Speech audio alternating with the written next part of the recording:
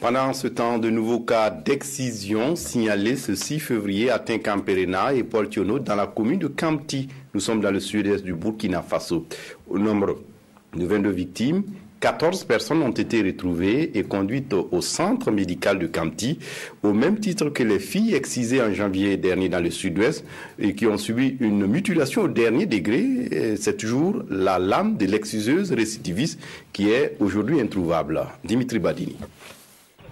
Encore une vingtaine de filles excisées a été signalée à Tinkamperena et Poltiono, des villages de la commune de Kamti. Âgées de 4 à 20 ans, 14 d'entre elles ont été retrouvées, dont une femme est toute conduite au centre médical de Kamti pour les soins. Et comme les premières victimes en janvier dernier, elles présentent le plus grave degré de mutilation et l'acte est encore posé par la même exciseuse, toujours en cavale. On a été saisis, on a fait la démarche avec la sécurité, la police est descendue sur les lieux.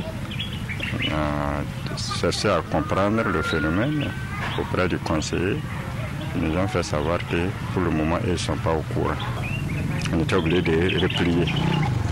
On a replié. Le lundi, on a décidé quand même de revoir la copie.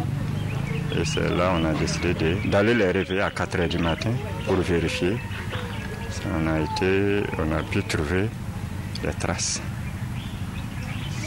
Dans une chambre, on a trouvé 5 filles excisées et ça nous a donné directement la piste. Ainsi, le nombre de victimes prises en charge s'est accru. Les acteurs de l'action sociale se trouvent débordés et demandent l'aide pour parer aux conditions difficiles d'hébergement et de restauration des filles. Le haut commissaire a diligenté une rencontre d'urgence. Les partenaires se sont prononcés favorablement, mais pour le moment, ça traîne à venir. Alors pourtant, chaque jour que Dieu fait, les enfants mangent. Chaque jour que Dieu fait, il faut des ordonnances, il faut payer les produits. Et pourtant, rien qu'en 2012, les deux villages ont eu à faire une déclaration publique de l'abandon de l'excision dans leur localité. Ce revirement, selon Dieudonné Sourabié, serait lié au mauvais comportement de la société, mais surtout à la complicité des élus locaux qui refusent de donner la bonne information à la base.